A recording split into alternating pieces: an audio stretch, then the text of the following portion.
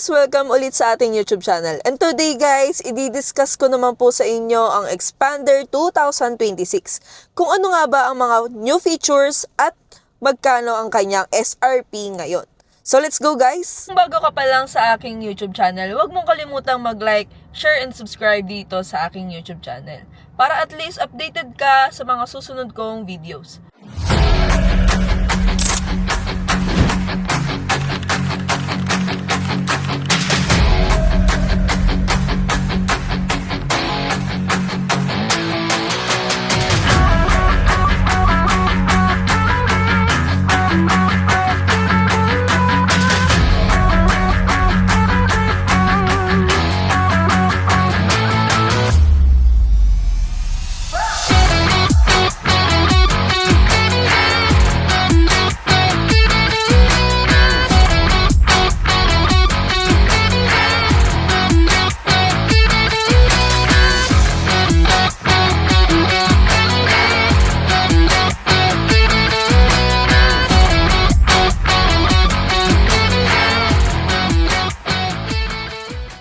So ito ang exterior front fascia ni Xpander GLS 2026. Meron siyang chrome accent and black metallic finish dynamic shield design, gives sleek, robust, and fresh design.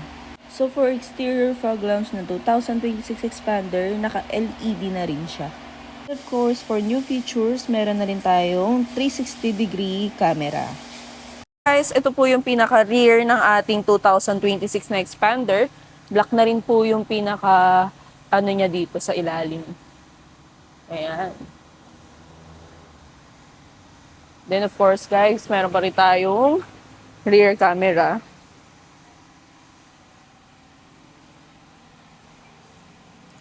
And bago na rin ang kanyang gulong. Again guys, yung nabago nga pala dito sa ating Xpander, kung makikita ninyo, naka-body color na rin siya.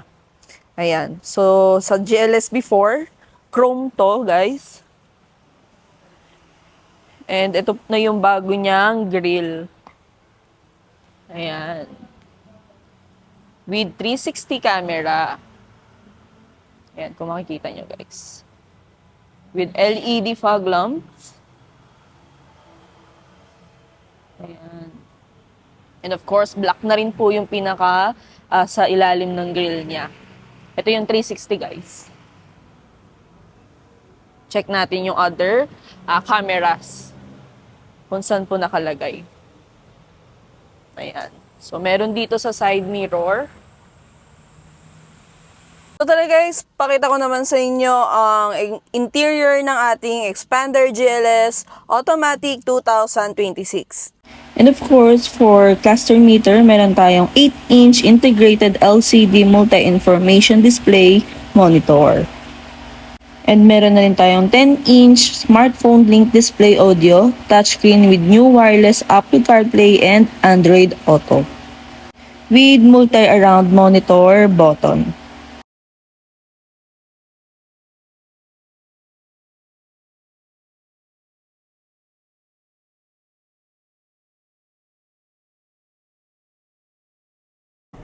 And of course, meron na rin tayong 360 camera for Xpander GLS 2026.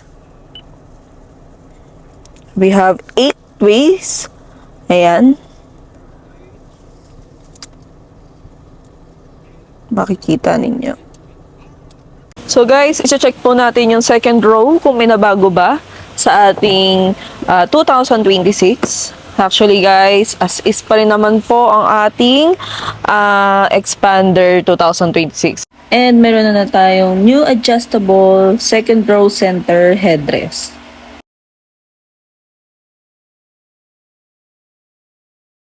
First, sobrang generous ng ating Mitsubishi. Meron po tayo ditong charging port.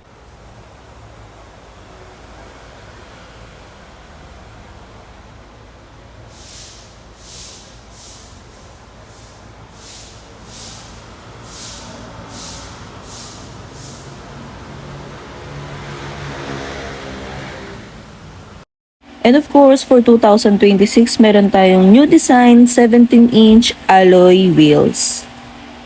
So yun po yung mga bagong features natin kay Xpander 2026. Again guys, kung gusto nyo pong mag-apply through online, available po ang aking contact number, social media, yung contact number ko guys, Viber and WhatsApp, ready na po yan. So see you guys here in Mitsubishi, Jose Abad Santos, Manila.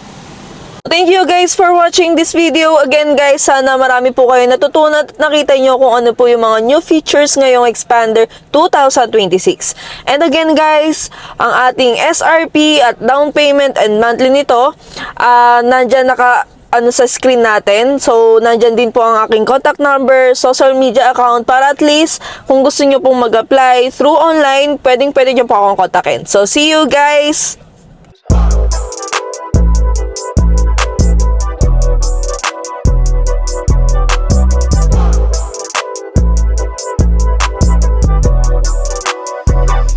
We did it for my iPhone 5. Yeah, baby, hit me up on